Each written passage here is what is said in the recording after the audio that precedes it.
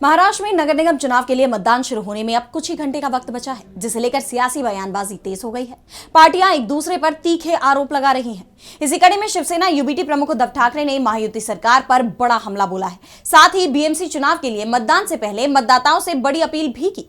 तो क्या कुछ कहा उद्धव ठाकरे ने और क्या है ये पूरी खबर, जानने के लिए देखिए ये रिपोर्ट। 15 जनवरी को महाराष्ट्र में नगर निगम चुनाव होने हैं, जिससे एक दिन पहले यानी आज 14 जनवरी को शिवसेना यूबीटी प्रमुख उद्धव ठाकरे ने महायुति पर जबरदस्त तंज कसा है।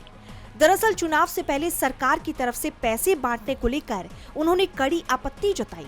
तो वहीं नगर निगम चुनाव के लिए मतदान को लेकर उन्होंने मुंबईकरों से कहा कि अगर अब झुक गए तो मुंबई से हाथ धो बैठोगे। मुंबई हमारी है, उसे अपने ही कब्जे में रखो। मुंबई मनपा चुनाव में महायुति खुलेआम पैसों का बेहिसाब इस्तेमाल कर रही है, लेकिन जीत शिवसेना मनसे राष्ट्रवादी कांग्रेस की शिव शक्ति की ही होगी।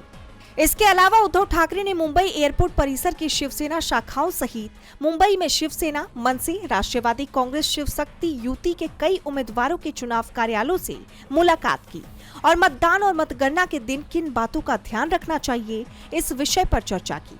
तो दूसरी तरफ महायुति की चुनाव से पहले पैसा बांटने वाली पहल को लेकर उन्होंने कहा कि बीजेपी और शिंदे गुट के पास बताने लायक कुछ नहीं है, लेकिन बांटने लायक बहुत कुछ है।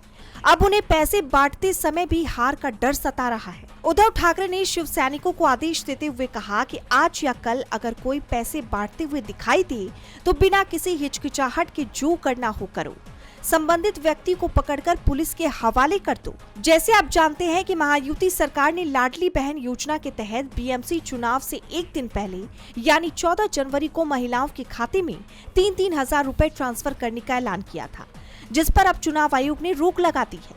दरअसल विपक्ष लगातार आरोप लगा रहा था कि पैसा ट्रांसफर करना सरकार की चाल है और मतदाताओं को लुभाने की कोशिश है। डीबी लाइव की रिपोर्ट।